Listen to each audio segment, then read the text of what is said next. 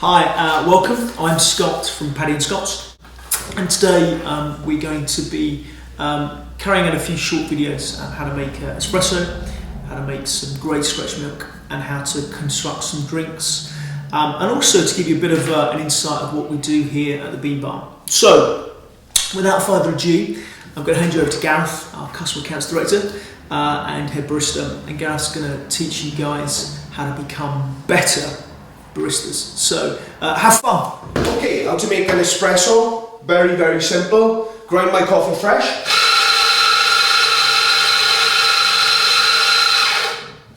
I take my group handle, making sure that I clean all of this used coffee. I don't want to be giving that flavour to the next customer.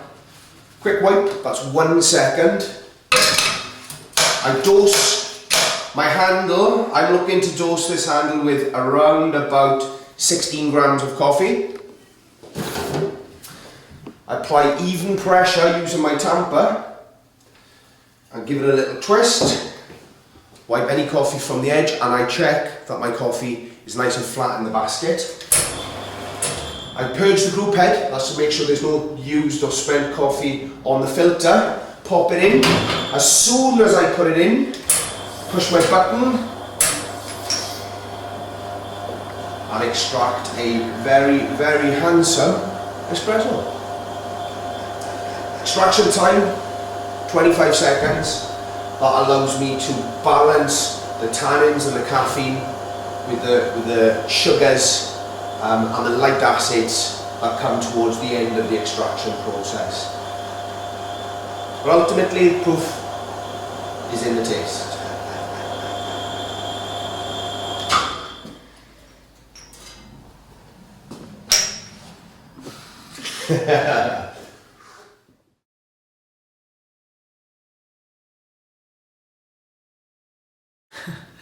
Okay, you guys ready for milk? Okay, next thing is stretch of milk, which as a nation of latte drinkers is very important that we learn to texture our milk properly, so we're making foam rather than bubbles. Bubbles are bad, they're full of air, no one wants to drink air, it doesn't taste of anything.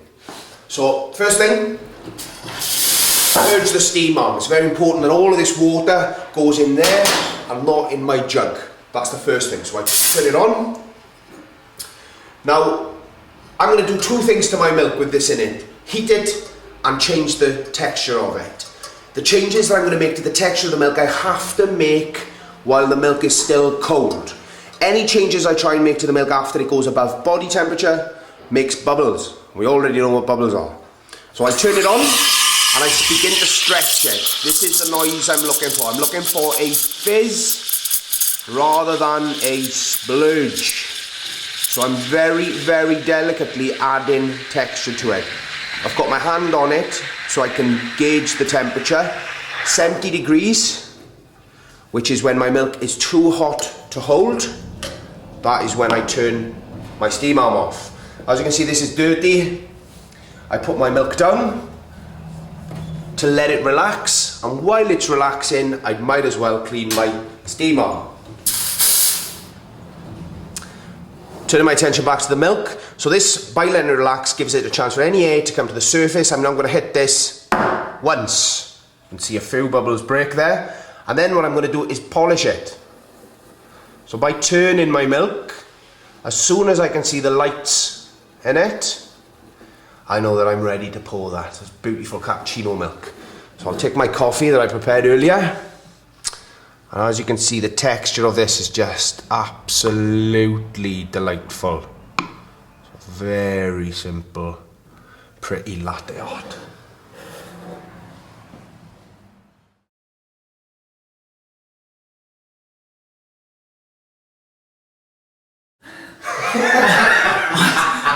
I'm still amazed how he does that latte art. There is an absolute amazing skill in making great milk. So what we're going to do, we're going to show you how Gareth does that, and we're going to home in slightly closer so we can see how he's texturing that milk. It's really, really important because what it's doing, it's causing the coffee to infuse with the milk. So you get this wonderful taste right at the very beginning, rather than waiting for the coffee to come through the milk. So let's see how we can do this properly. Okay, so let's look at that again, sped up. Purge the steam arm. I want this to fizz. I don't want it to make a loud hissing. I just want to make a nice, gentle, delicate fizz. Notice I've got the steam arm into the side of the jug, which spins my milk. That's doing half the job for me. I'm bringing it up to temperature now, no more noise. Any noise at this point is going to create bubbles. Bubbles are bad. Give that a clean. Turn my attention back to my milk. So I've got a few bubbles, as you can see here, but one firm tap kills all of that. We're not going to do this. Ridiculous. One firm tap does the job for you. I turn it until I can see the lights in it, and I'm ready to pour it. So if I take my cup, so I want to pour through the coffee, and then when I want to draw, I slow the milk down, bring it in nice and close, and then that helps us to pour just a very nice hot.